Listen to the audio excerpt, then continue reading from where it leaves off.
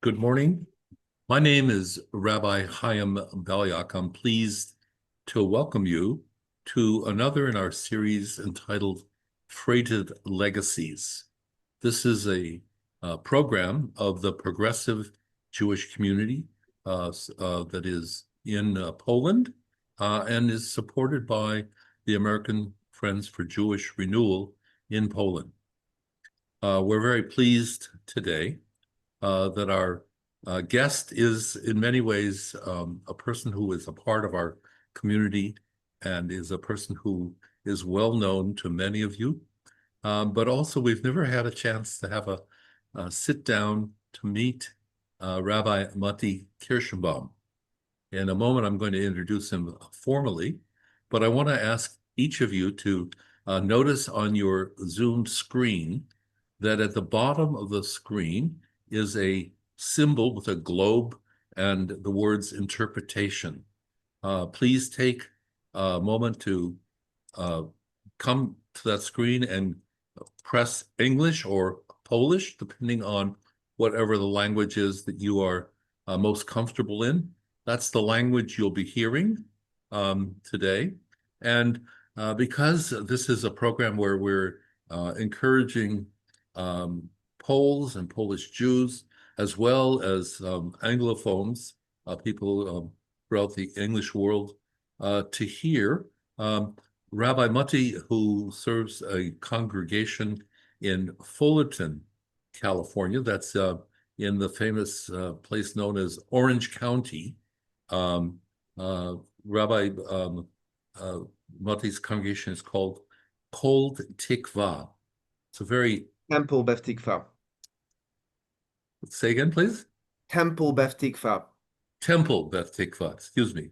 Temple Beth Tikvah. I apologize, Temple Beth Tikvah. It's a very illustrious congregation, and I've been privileged to follow its development from its inception with Rabbi Chaim Asa, who was the founding rabbi, and its many rabbis. One of the unique features about many of the rabbis, I think all of them, is that each of them has a unique past in another language than English. So the members have had an opportunity to hear the wisdom, the teachings of our people in the sonorous languages that are a little bit accented. In any case, I want to go about telling you that the format for today is that we'll be inviting Rabbi Kirschenbaum to share something about his own development and how he chose to become a rabbi, his growing up in Poland, and his education for the Reform Rabbinate. Following his conversation, we'll, of course, be inviting you throughout his conversation to add questions. And at a certain point, we will be inviting people to ask questions of him through chat or the other means you can do so. Let me also add that we are pleased today to have with us Dominika Zakraszewska, Marek Jazowski, Marzena Szymanska. Dominika will be fielding questions that may be coming in Polish, and Marek and Marzena are going to be interpreting this for us. That's the voice that English speakers will be hearing. So let me just add a few more words of background to tell you about Rabbi Kirschenbaum. First of all, he was born in Wroclaw, Poland, one of the areas of Poland that had historically been associated with Polish culture, but was technically annexed to Poland post-World War II. His family, if I remember correctly from stories he's told me, were mostly centered in the Krakow region before the war. And early on, when Mati learned about his Jewish background, he was drawn to various parts of the progressive community. And for his university education, he had the proper training for a future rabbi. He studied economics and management, but he never lost his love for progressive Judaism, and soon he was in uh, the seminary, first studying to be a rabbi at the Abraham Geiger College in Germany, and completing his studies at the Leo Baeck College in London. Along the way, he's had the opportunity to study at the Conservative Yeshiva in Jerusalem.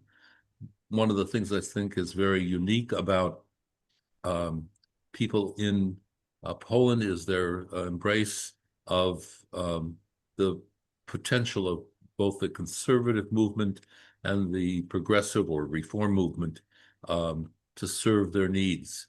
And we have had wonderful conversations. Mati loves to hike, and we've noticed two things since he's in California. He's led a underground movement for us to be appreciative of our California surroundings. He has a wonderful eye for photography, and I still remain his friend, despite the fact that he has not fulfilled his promise to make a mushroom soup. I'll let you hear about how that connects to Rabbi Kirschenbaum. Mati, welcome to Freighted Legacies. We're very pleased that you're a part of our conversation this morning. And I could start off by saying, would you like to comment on anything that I said in the introduction? Or would you like to perhaps take this in your own direction? So I will start from quoting Andrzej Wajda, one of the most famous Polish movie directors, who, when he got his Oscar for all his accomplishments, a Life Achievement Award Oscar, he said, "Ladies and gentlemen, będę mówić po polsku." So, ladies and gentlemen, I will speak Polish. So switch to Polish from now on. Dziękuję bardzo za So I'll be speaking Polish from now on. So thank you very much for your invitation. It's quite an interesting experience to speak in Polish to such an audience, because I'll be honest, now I mostly speak in English.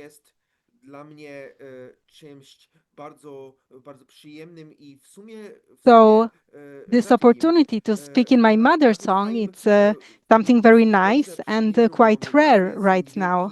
So Rabbi Chaim introduced me properly, just a small correction.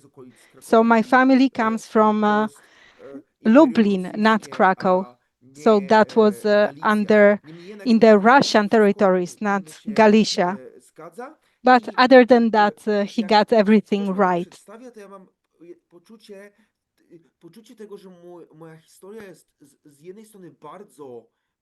So when someone is introducing me like that, on the one hand, I feel that my story is really unique because I was the first person from Poland who became a progressive rabbi after the Holocaust, after Shoah.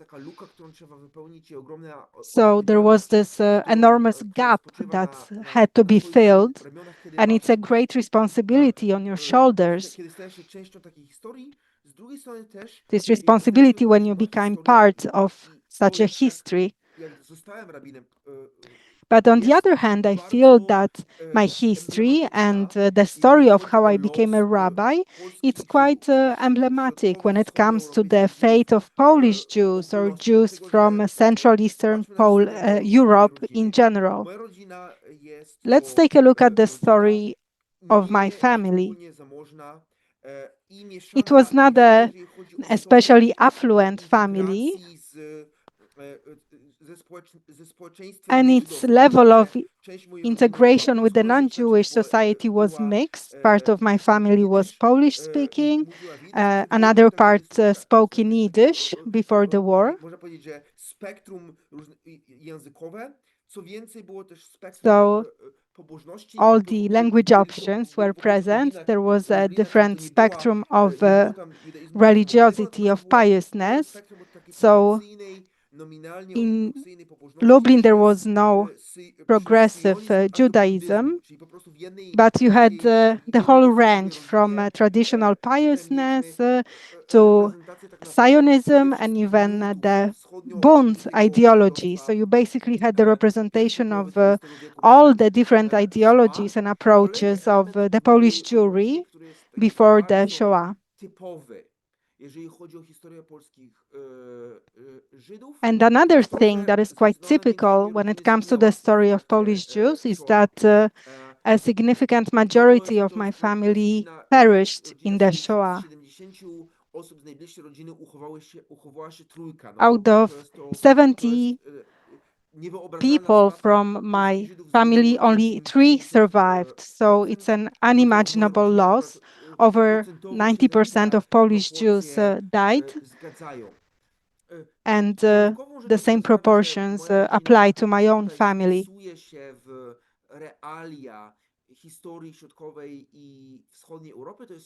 So the story is quite typical for the story of Central and Eastern European Jews, is that the Jews did not survive in the place where they originally lived, but in the Soviet Union. So quite often when we commemorate the Holocaust, we commemorate those who survived because they were hiding or they were somewhere in the underground. But actually, most of the Polish Jews and also of the Eastern Jews, those 2 days of Germany, survived because they simply escaped beyond the front line. And the same happened to my family. My grandmother never experienced the German occupation because she lived so far east that during the war, my grandmother never met a German because she was in the Soviet zone of influence. And my grandfather did experience the Germans. He was at the border between the German and the Soviet zone at the beginning of the war. He saw what was happening at the German side, and then he had to choose between the devil and the deep blue sea. So he chose the Soviet Union. So he swam through the river that was at the border, even though the Germans were shooting at him as he was swimming through the river Bug. So he chose to escape to the Soviet Union.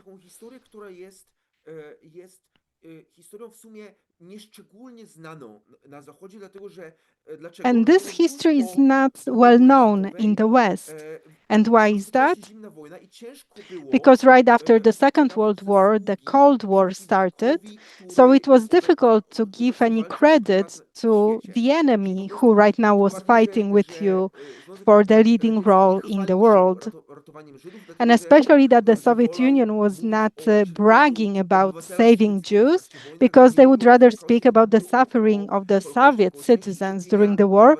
So they would just talk about the Holocaust as part of the suffering of all the Soviet citizens during the Second World War. So the story of Polish Jews who survived in the Soviet Union was not well known, or not known as well as it could have been and as it should be based on the statistics.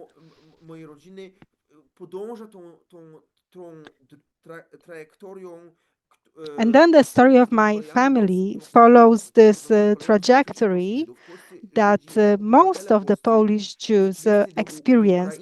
So Polish Jews, they were Polish citizens, and this is different than the Belarusian and Ukrainian citizens. They were allowed to leave the Soviet Union, so they were repatriated in the 1940s. And then they either moved to Warsaw or they moved to the lands that Poland received from the defeated Germany, the former German land. Right now they are in the western and northern Poland, and before 1945 they were part of Germany. So my family settled in the largest of these cities of the new lands. These are the so-called recovered, reclaimed lands, the western and the northern lands, and then they try to rebuild their life.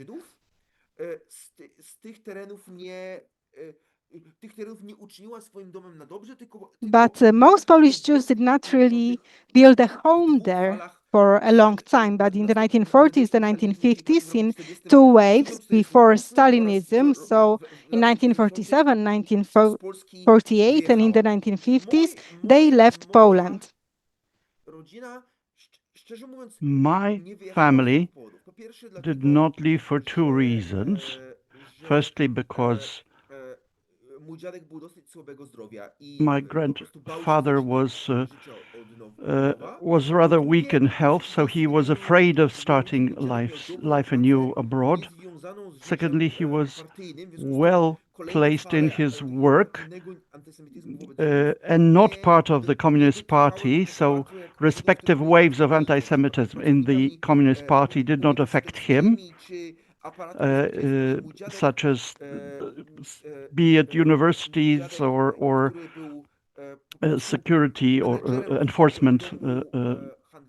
He was a manager in a department store, so he was not in the category that would be targeted and put on the lists of undesirables in the early waves of anti-Semitism in Poland. Nonetheless, there was some pressures. For example, an aunt of mine, born in 1946, initially when she started school in 1950s, and there was in the wave of the doctors, the Stalin's, let's say, attack at doctors, the so-called doctors' plot. She was attacked for being Jewish, so they decided to change the name into a more Polish-sounding one, and she had to move schools from. My father was born pretty soon in 55 with a Polish name that they chose. From Kirschenbaum, it was changed into Kwaśniewski, after which my father was of short stature and also of poor health, as my grandfather was.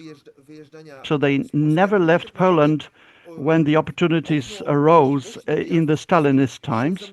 So the windows, and afterwards, a window of emigration closed for an extended period. After 1967, Six-Day War, my grandfather changed. The government of Poland changed their approach to Israel, and in the following year, started blaming Jews for being the leaders of strikes and student revolts, and a massive anti-Semitic campaign blew up in the country, in a sense, which was a classical approach. We have problem, turmoil in the country, let's blame the Jews for this. And this affected my family in a very specific sense. Most of the family were lost their jobs, and this was top down. Jews were not allowed to have any managerial jobs, high-level jobs, university positions. They could sweep the streets or work in manual labor. And there was a pressure to depart. We stayed on in Poland when many Jews left the country. And grandfather had the great luck, by the fact that there was a strong group of people who stood up for him and said, this was department store staff, and they said, we will stand and will not allow anyone to take away his job. So he did not leave. But the period was incredibly traumatic. In case of my family, for example, my father, when he was in his bat mitzvah years, his friends met him every Monday morning with a question, how is it possible that you didn't leave as yet?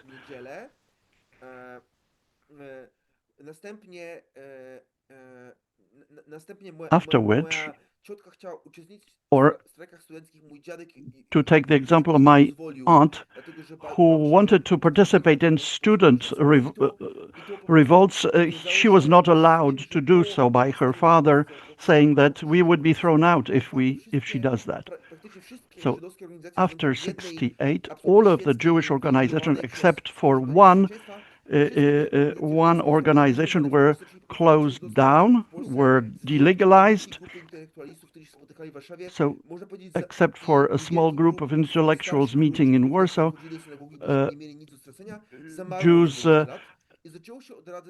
Jewish life really went underground in a sense, except for older men who had nothing to lose, who attended the synagogue.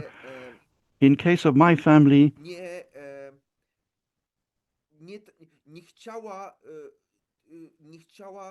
they did not wish to pass on the trauma. As a result, my father, who is a secular Jew, and my mom is a Polish non-Jewish person, and they decided jointly that I would not pass on the trauma to me. So I learned about my Jewish roots only when I was 11 or 12, maybe. At lesson of history, I learned that many families with SKI ending are noble family, Polish nobility. And I went back home and said, did we own anything as nobles? Because we have this special Polish name. So I expected and anticipated that he would tell me about some illustrious history of the family, and he invited me to sit on the sofa, and in 20 minutes of discussion, I lost my illusions of a manor or a state, and learned about the shtetl life. And he told me this might be a problem. So up until 1990s, anti-Semitism was there in the politics, in the sense that that right-wing circles and then parties have been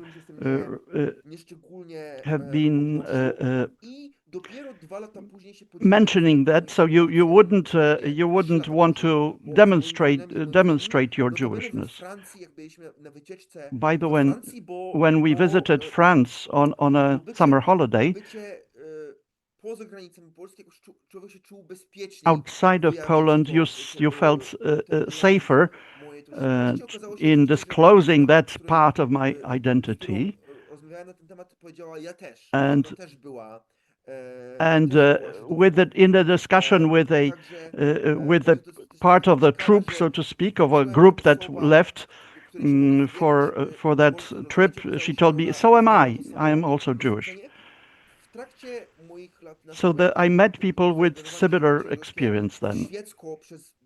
Later, I engaged in secular Jewish life in a group of teenagers who watched movies together and talked about them, and I read quite a lot about the subject. But frankly, I was not interested in religion, firstly because in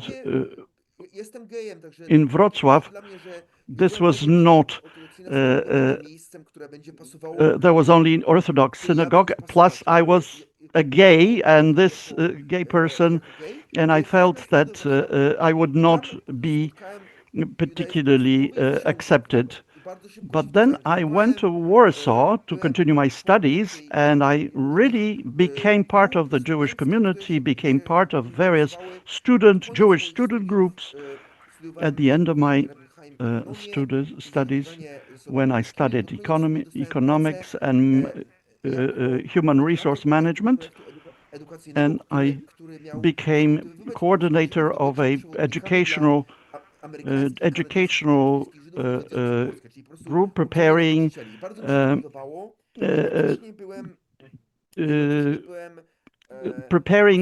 Jewish youth to share and to lead visitors from US and Canada. And this was the teacher's training approach, in a sense, or guide training. And then I realized that Jewish community needs rabbis. And I assumed I would not be accepted because my Hebrew was quite weak. I didn't know enough. And I applied to the German rabbinic community because this was funded by the German state. And to my surprise, I was told I was accepted. But I would need to upgrade my German to be able to study in German. And in 2 years, I would need to improve my Hebrew. So in this initial year, I learned about Judaism in English and practical aspects of rabbinical work, and continued studying Hebrew and German as well, so that I could continue to study in German at the university, after which I continued studying in German and English in Potsdam University near Berlin, this is, and I was quite linked with that university, felt this was mine. Then I left for Jerusalem and studied at the Conservative Yeshiva there, and for personal reasons, my partner was British. I decided that I could move to London with him, and study at Leo Baeck College, and I completed my studies in Leo Baeck. Since my smicha, I moved to United States. So my life history is, in a sense, a history typical to East European Jews, which happens between 1880s until 1945, with this migrations to Germany, then to US. In my life, this happened, but in a matter of one lifetime. So in a sense, I'm doing exactly this. I'm following the same track as German and American Jews and East European Jews did a century ago, over a century, but in a quick step approach. I understand the biographies of many Jewish families who lived in Poland, Germany, the UK, and the US, because this is part and parcel of my life experience. I understand them, I believe, better thanks to that. The difficulty here is that I need to adapt to new life, and the changes that have taken place in Jewish lives over generations. I had to take that at stride in over 20 years. sometimes I can get tend to get tired with all the massive changes that are taking place within me and around me to get to the place where I am. And also, there is a moment where I don't fit, had a feeling that I don't fit anywhere, but now there is a sense of synthesis that I feel like I belong everywhere. My life follows a track or trajectory of East European Jews over the 120, 140 years. I can understand the culture better, more personally better than many people who read about it only or try to find connections in connection to places which Ashkenazi Jews have connections with. I believe that's by way of introduction, a lengthy one. I am a rabbi, so it would be good if we could have some additional questions that could help me direct my discussion further. Thank you, Mati. Appreciate very much this background. It's helpful, I think, for many people who have no understanding of the complexities of the past that your family went through and how it mirrors the experience of many of our parents. I wanted to hear from you as you have entered the American rabbinate and you see the community, how your experience of building community in Poland versus your experience in America has shaped your rabbinate and your views. This is a time when Jewish community is very concerned about how to build for the next generation. I hasten to say every time is a time when we've worried about the next generation.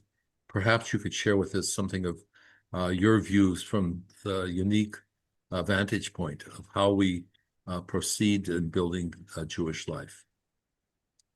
Myślę, że moja perspektywa jest ukształtowana przez I think that my perspective has been shaped by several places. Certainly by the fact that I am a Polish Jew, so I come from a very small community. And then you feel that you have to stick with your people and support them.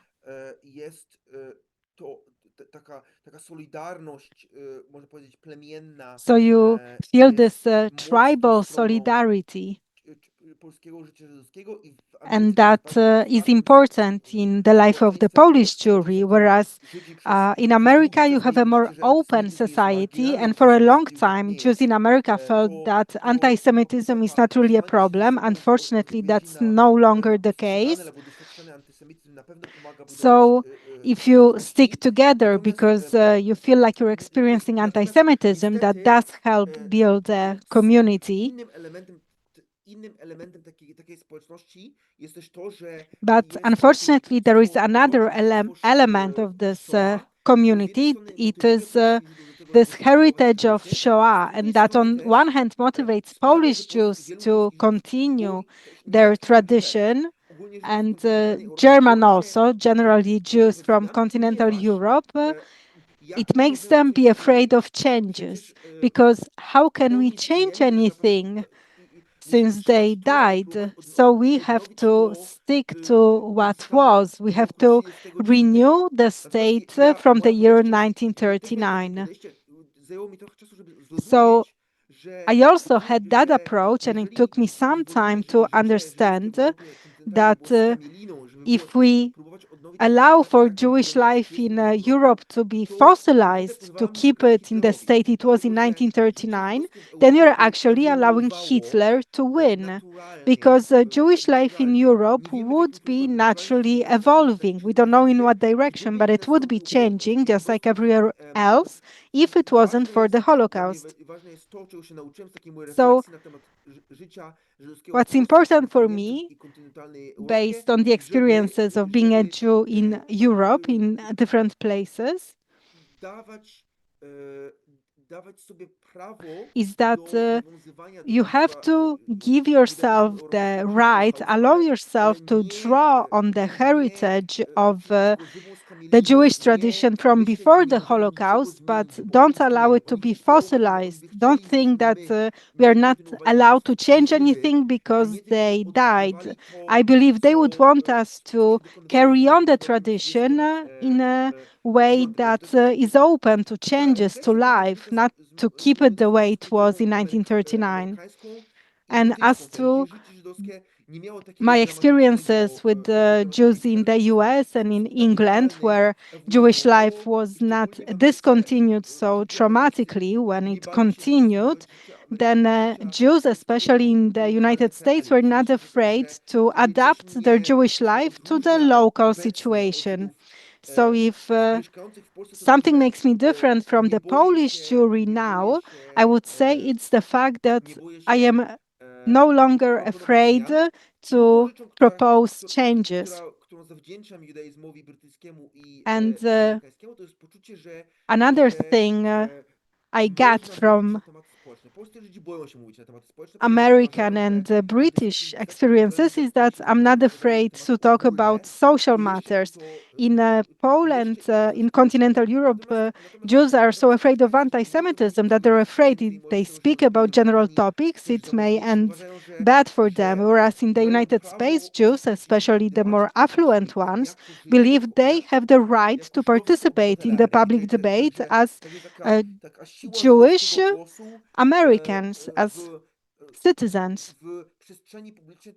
So there is the Jewish voice is being heard in society as a whole, and I really appreciate that, even though Polish Jews may sometimes be afraid of that, or they are shocked by that, but I'm trying to do that when I talk to Polish Jews as well. And sometimes they are shocked or terrified by it. Not everyone likes it. But let me quote my grandfather. You see that it's a tradition of the Russian Imperium that I'm not a golden coin that everyone was sewing inside their coat. Not everyone has to like what I say.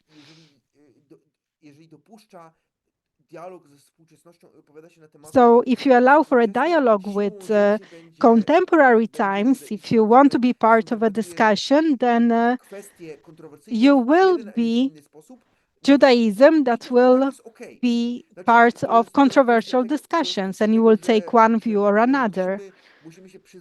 So in my opinion, we have to get used to the fact that we don't have to speak in one voice when it comes to all the topics.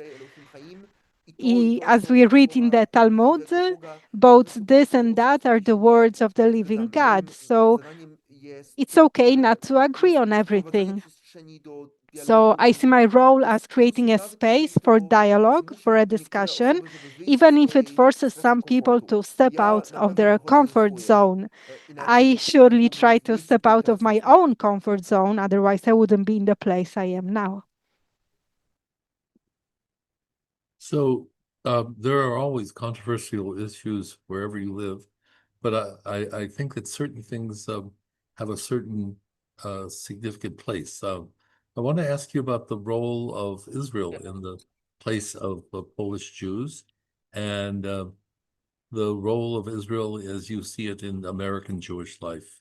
That's, I think, of concern today as we watch what's going on, but also remember the significance of Israel. So could you share your perspective from how it's developed from your many places and vantage points? So I think that Poland in Poland, myślę, że Polska jest I jest think right now, obecnym in świecie the current żydowskim Jewish world, dużo większą Poland is a większym more konceptem significant niż kraj, w concept którym or mieszka, idea zależy od tego, jak się than liczy, od a 10 do country where you have 30-40 up to tysięcy Żydów czy osób z 40,000 rdzeniem wzrostu, dlatego że Jews, Polska because funkcjonuje Poland naprawdę jako functions as miejsce, a gdzie place wszystkich where 6 obozów all the zagłady było 6 extermination camps were zorganizowane, czyli po prostu located. siłą rzeczy Polska So symbolizuje Poland is zagładę simply i symbolizing taka rola the historyczna Polski w Shoah. związku z tym sprowadza się do tego, do tego jak So the role of Poland comes down to the fact how Jews across the world view the relationship of Jews with other nations.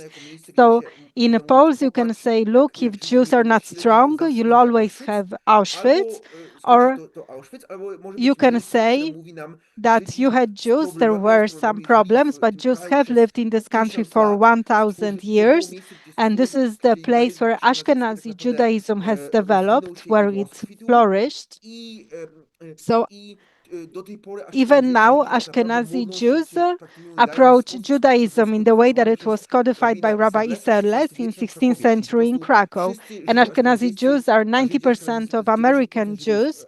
So when it comes to what we do, we are Jews who practice Judaism with certain changes, but the way it was being practiced in 16th century Krakow, even if we are Reformed Jews. So it's very important not to view Poland as this place that lets you feel better about our country at the expense of Poland. So many Jewish anthropologists who talk about visiting Poland, they say that for a long time, many trips to Poland from Israel or from the US functioned like this. Okay, let's go to Poland. Let's see how they hate us everywhere except from Israel and the United States. Then we'll go back to Israel and the United States with the sense that here everything is good. We are two countries where Jews are doing well, whereas everywhere else it's bad.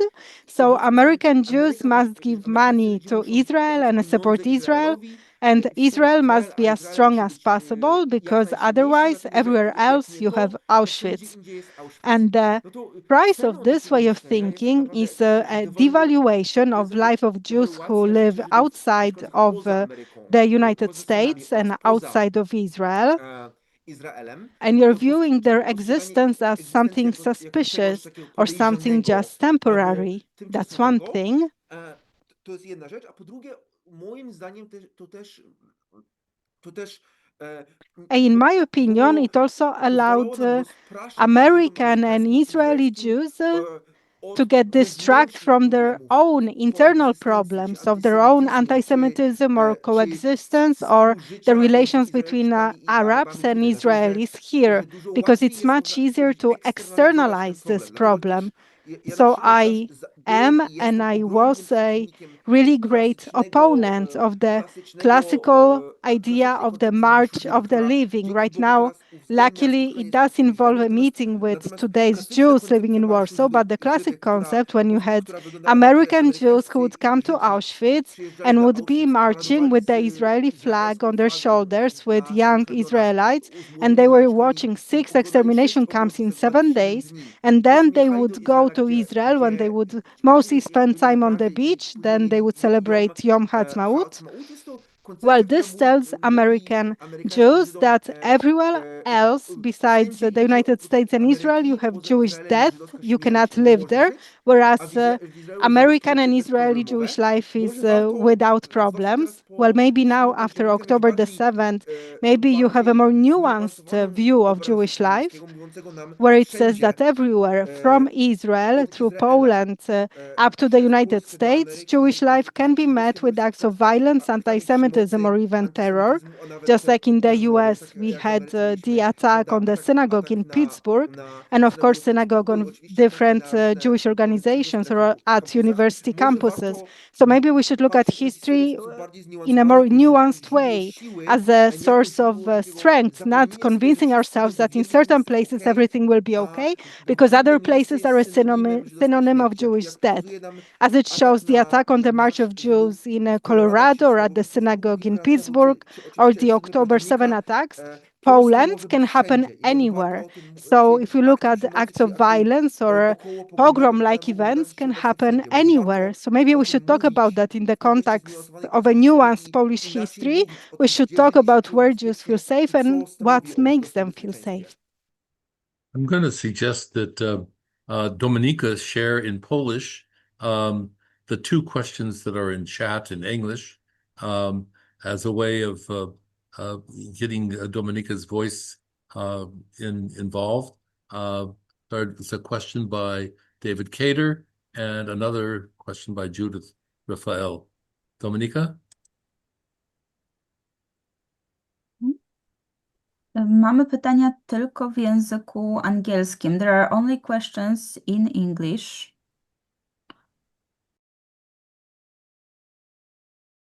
To możesz powiedzieć po To angielsku? mogę, jak najbardziej, mogę po polsku. Let me read them then in Polish, Odpowiedzieć and we will interpret them, and then you will respond in Polish as well. First question relates to the part relating to when you said what you would change. The question here is what you would not change. The second question relates to how, in the context of your history, personal history, you understand home.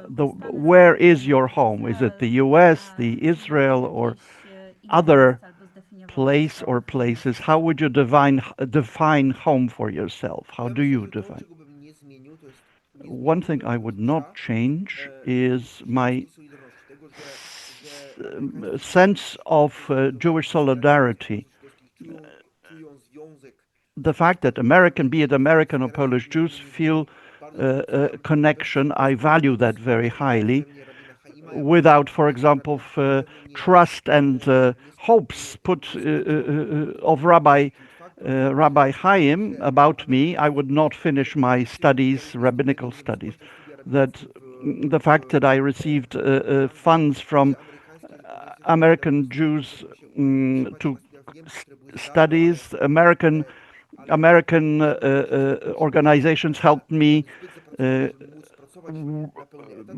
sustain myself while studying for free, though, in Germany. And the support, international or global support of Jewish community is incredibly valuable and important. I would not change another thing, that the people who received such support, we want to, in a sense, give back or work back of whatever we received. In other words, to share what we can contribute to Judaism. In other words, exchange of ideas, expansion of sense of Jewish fraternity, peoplehood. And of course, this is important in whatever place Jews live and practice their Judaism. So persons like me and people, myself and people in my situation, feel that. My MA thesis, this in the rabbinical school, was about the theology and liturgy that progressive Jews can use in Poland so that they can deepen their connection to the Jews in Poland and around the world, so that we wouldn't just have a shock-based visit. Thank God I don't live there. but one that would strengthen links and connection. This or mutual responsibility in the Jewish community wherever we live, I would never change. I would not change the support, intellectual and financial and otherwise. American Judaism, with its roots coming from Germany and Eastern Europe, because this is so that some of them reached the U.S. With a sojourn in the United Kingdom. The modern sages of Judaism, and this should continue. But home is an excellent question. When I say home, and I go for a visit my parents in Poland, my congregants said, "It's so nice that you're going home." And that doesn't link with me, because my idea is broader than that, than just being, because my idea of home is that of a place that has shaped me for a longer or shorter period of time, but those that have impacted my life. And I have lived in a number of places, not all of them. All of them are important, of course, in my process of growing up, but not all of them. I can call them home. If someone asked me, "Where do you feel at home?" I would answer, in Wrocław, the family and community which was part, and Poland is my home, and the German urban structure of Wrocław. I lived in Warsaw for a number of years. There I felt part of the community that was a crossroads of various ideas, but I never fully felt at home. Whereas in Germany, I felt very much at home as Eastern European German, as Eastern European Jew who moved to Berlin. Why? Also, London is, I call home, or can be a comfortable place for me. This was a city that I knew over the years, since my early years. My aunt settled there. And Jerusalem is also my home, and Los Angeles is also my home. Berlin, Jerusalem, and LA seem to be the top, particularly because of the visits of my brother, who is settled in Tel Aviv, and is so the strong, the let's say positive side of life like that. You, in a sense, move from one home to another home, of places who you are and where you feel at home. There is one more question that appeared. Do you believe that Jews are safe today? I do not think so, but let me add something that may not sound very popular. The most dangerous place for Jews in the world is Israel. Statistically, that's where you can die as a Jew most often. It is in Israel, to some extent. This is a place where you can practice your Judaism and so on without hindrance. But because you can also serve in the army. Plus, the state has not proven to protect its citizens effectively or fully. But of course, there's no place of safety for Jews anywhere in the world. for me personally, some parts of Swedish towns are not safe from my perspective. I don't feel safe there. I don't feel safe in many American cities as well. But American statistics and are, let's say, fatalities are much higher than European statistics in this respect, violent death being. Dependence of who is asking and what for. If someone is asking if you're you want to say that Europe is a caliphate and Sharia law potentially territory, let me answer that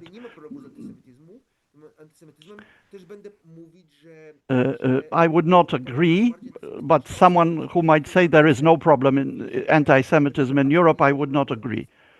If someone tells me that there's no anti-Semitism in the US, I would also be against that. American Jews should American Jews should leave America. Definitely not. Should pack their bags and leave. Much depends on numerous factors. Depends of where we live, who we interact with, depends on also many individual local factors that you would not, I would not aggregate in simple ways to express how Jews of the diaspora can be assessed in a sense of feeling safe. It's a question of what do you answer if someone asks you how do you feel in the U.S. Are you living in Manhattan or Beverly Hills, or are you an Afro-American living in inner city, or a Mormon family living in a small North Utah estate?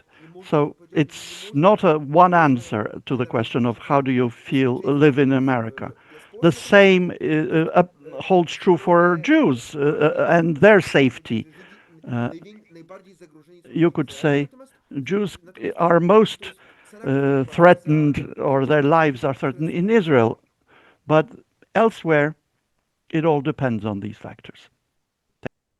Mati, we're coming close to the end of our time, and we're in the month of Elul. I want to switch momentum for you and ask you, what are you going to be saying to your congregation? You don't have to give your whole sermon, just maybe a theme at this time of repentance, return, spiritual growth, coming into the high holidays.